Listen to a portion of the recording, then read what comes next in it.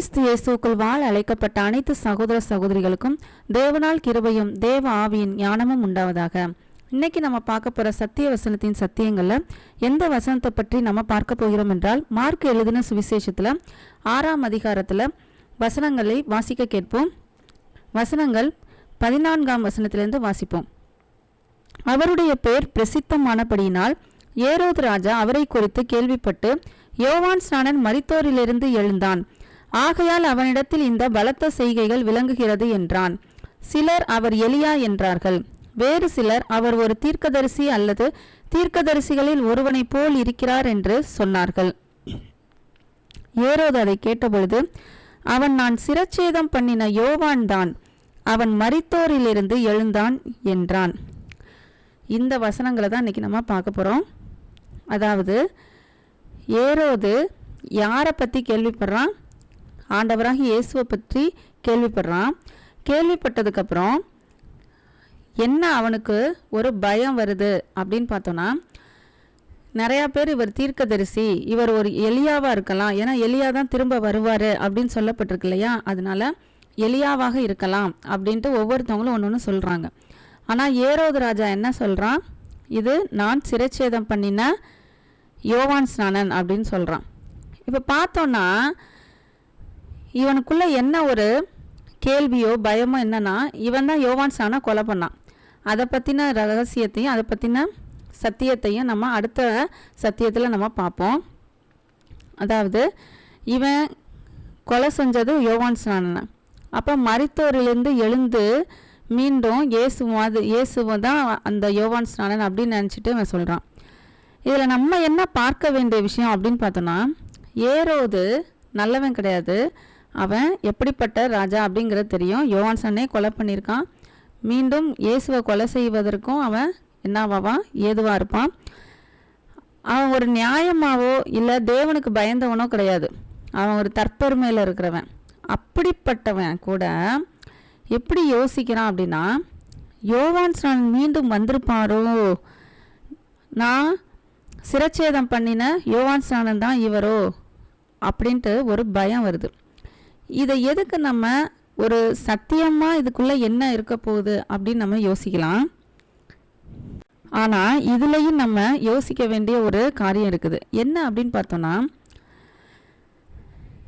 ஆண்டவராக இயேசு கிறிஸ்து நேரடியாக ஏரோதுட்ட வந்து நான் யார் அப்படின்னு அவர் எதுவும் சொல்லலை. பார்க்குறான், என்ன நடக்குதுன்னு பார்க்குறான். அப்படி இருக்கும் பட்சத்தில் அதாவது எந்த விதமான நல்லதும் இல்லாமல் சுயநலமாக தற்பெருமையாக இருக்கிறவனாலேயே சில விஷயங்களை யோசிக்க தோணுது.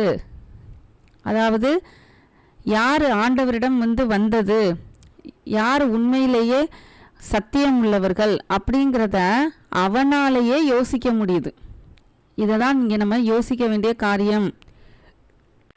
ஒரு அரசியல்வாதினால கூட என்ன பண்ண முடியும், உண்மையானவே சத்தியத்தின்படி யார் இருக்கிறா அப்படிங்கிறத யூகிக்கிறதுக்காவது கொஞ்சம் மனசு இருக்கும். ஆனால் அந்த பரிசேயர் சதுசேயர்களுக்கு என்ன இல்லை? ஏன் அந்த பரிசேயர் சதுசேயர்னால கொஞ்சம் கூட யோசிக்க முடியல அப்படின்னு பார்த்தோன்னா, அவர்கள் வேதத்தையே தங்களுக்கு ஏற்ற மாதிரி வைத்து கொண்டு அதன்படி நடக்கிறவர்கள். அதன்படி நடந்துக்கிட்டு என்ன சொல்லுவாங்க, நாங்கள் தேவன் சொன்னபடி கேட்குறோம், தேவனுக்கு கீழ்ப்படுகிறோம், நாங்கள் ஆபிரகாமுடைய சந்ததி அப்படின்னு சொல்கிறாங்க. அவர்களால் கடைசி வரையும் கூட என்ன பண்ண முடியல, ஆண்டவராக இயேசு கிறிஸ்துவை ஏற்றுக்கொள்ள முடியல. அவர் மரித்து உயிர் தெழுந்ததுக்கு அப்புறம் கூட சேவகர்கள்ட்ட காசை கொடுத்து என்ன சொல்கிறாங்க, காசை கொடுத்து அவங்க சீஷர்கள் உடலை திருடிட்டு போயிட்டாங்கன்னு சொல்லுங்கள் வெளியில் அப்படின்னு சொல்லியிருக்காங்க. ஆனால் இங்கே ஏரோதை பாருங்க, இந்த இடத்துல கூட யோவான் ஸ்நானன் திரும்ப மரித்தொழுந்து எந்திரிச்சு வந்திருப்பாரோ அப்படின்னு ஒரு பயம் இருக்குது. அவன் ஆனால் உண்மையிலே மனம் திரும்பலை. ஆனால் யோசிக்கக்கூடிய தன்மை அவர்களுக்கு இருக்குது அப்படின்னு தான் நம்ம புரிஞ்சுக்க முடியும். அப்படின்னா என்னன்னா, வேதத்தை புரட்டி போதிக்கிறவர்களை விட அரசியல்வாதிகளுக்கோ இல்லை அரசர்களுக்கோ, நியாயமற்ற அரசர்களுக்கோ ராஜாக்களுக்கோ ஒரு மூலையிலையாவது என்ன தோணுது, உண்மையான சத்தியம் எது அப்படிங்கிறத தோன்ற அளவுக்கு தேவன் ஏதாவது ஒரு வழியை வச்சிருக்கார். அவர்களுக்கு உண்மையிலேயே அதை அவர்கள் சிந்தித்தார்கள் என்றால் மனம் திரும்ப வாய்ப்பு இருக்கும். அவர்கள் அதை விட்டு வெளியில் கட்டாயம் வர முடியும். இப்போ வேத பாரகர்லேயே உண்மையிலேயே வேதத்தை நம்புகிறவங்க கூட வேதத்தின்படி நடக்கும்னு பிரியப்படுறவங்கனால கட்டாயம் கண்டுபிடிக்க முடியும். அதற்கு பெரிய எடுத்துக்காட்டு நிக்கோதேமு தான். நிக்கோதேமு ராத்திரியில் இயேசுவை சந்தித்து எல்லாவற்றையும் அறிந்து கொண்டு அவருக்கு சீஷனாக மாறுறான். அப்படிப்பட்டவர்களால் என்ன பண்ண முடியும்? ஆண்டவராக இயேசு கிறிஸ்துவை காண முடியும், அவரை புரிந்து கொள்ள முடியும், அவரை அனுபவிக்க முடியும். எவ்வளவோ முட்டாள்தனமாக எவ்வளவோ பயங்கரமாக கொடுமைக்காரனாக இருந்த ஏரோது கூட நான் கொலை செஞ்சவர் தான் வந்துட்டாரு அப்படின்னு சொல்கிற அளவுக்கு அவனுக்கு யோசிக்க தோணுது. ஆனால் ஏன் இந்த வேதத்தை புரட்டி போதிக்கிறவர்களுக்கு மட்டும் உண்மையான சத்தியம் எது அப்படிங்கிறது தெரியல. உண்மையாகவே கிறிஸ்துவை எப்படி பிரசங்கிக்கிறது, உண்மையான கிறிஸ்துவின் உபதேசம் என்ன அப்படிங்கிறத மட்டும் கடைசி வரைக்கும் என்ன பண்ண முடியல, அறிந்து கொள்ள முடியலை. ஏன்னா அவர்களுடைய மனதிற்குள்ள ஆழமாக அந்த மாற்றி யோசிக்கிற வேதத்தை நல்லா பதிய வச்சுட்டாங்க. அதனால் என்ன பண்ண முடியல, அதிலிருந்து அவர்களால் வெளியே வரவே முடியலை. உண்மையிலேயே தேவன் என்ன விரும்புகிறாரு, தேவனுடைய சித்தம் என்ன அப்படிங்கிறத விட்டுட்டு தங்களுடைய சித்தத்தையே தேவனுடைய சித்தமாக இருக்கணும் அப்படின்ட்டு மற்றவர்களுக்கும் போதிக்கிறதுனால தான் என்ன பண்ண முடியல, அவர்களால் கடைசி வரைக்கும் கூட திருந்த முடியாத சூழ்நிலையாக அமைஞ்சிருது. இதுதான் பரிசுத்தாவிக்கு விரோதமான பாவமாகவும் இருக்குது. இதை தான் இன்றைக்கி நம்ம பார்த்தோம். அதாவது கொடுமைக்காரனாக இருந்தால் கூட, பாவம் நிறையா பண்ணியிருந்தவனால கூட, ஒரு அதிகாரத்தில் கர்வத்தில் இருக்கிறவனால கூட ஒரு சின்ன சலனம் ஏதோ ஒன்று தேவன் மூலமாக நடக்குது அப்படிங்கிறத யோசிக்க முடியுது. நம்மளும் எப்படி இருக்கோம் அப்படின்னா, அப்பேற்பட்ட ஒரு மோசமான ஒரு சூழ்நிலையில் மோசமான ஒரு மனிதர்களாக இருந்தால் கூட யோசிக்கக்கூடிய ஒரு சலனம் தேவன் மூலமாக எப்பயாவது கட்டாயம் கிடைக்கும். வாய்ப்பு கொடுக்காமல் இருக்கலாம் மாட்டார். கட்டாயம் இது ஏரோதுக்கு எப்படி கொடுத்தாரோ அதே மாதிரி கொடுப்பார். அதை அவன் என்ன பண்ணலை, சரியான விதத்தில் அவன் பயன்படுத்தலை.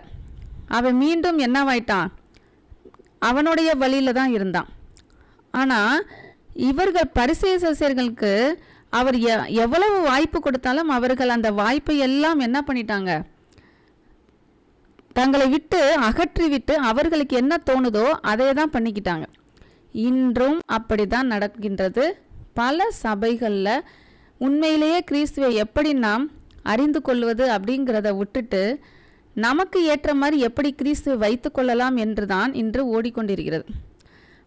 அதனால் ஆகவே நம்ம அப்பேற்பட்ட வஞ்சனையில் விழுகாமல், எந்த ஒரு வஞ்சக போதகத்திலையும் விழுகாமல், நம்மளால் திருந்த முடியாத அளவுக்கு உள்ள போதகத்தில் விழுகாமல், உண்மையிலேயே ஆண்டவராகிய இயேசு கிறிஸ்து நமக்கு என்ன போதித்தார், அவர் என்ன நம்மள்கிட்ட விரும்புகிறார், உண்மையிலே தேவ சித்தம் என்ன என்பதை நாம் கண்டறிந்து அவர் பின்னால் நாம் செல்வோம். அடுத்த சத்தியத்தில் அடுத்த ஒரு சத்தியத்தை நம்ம பார்ப்போம்.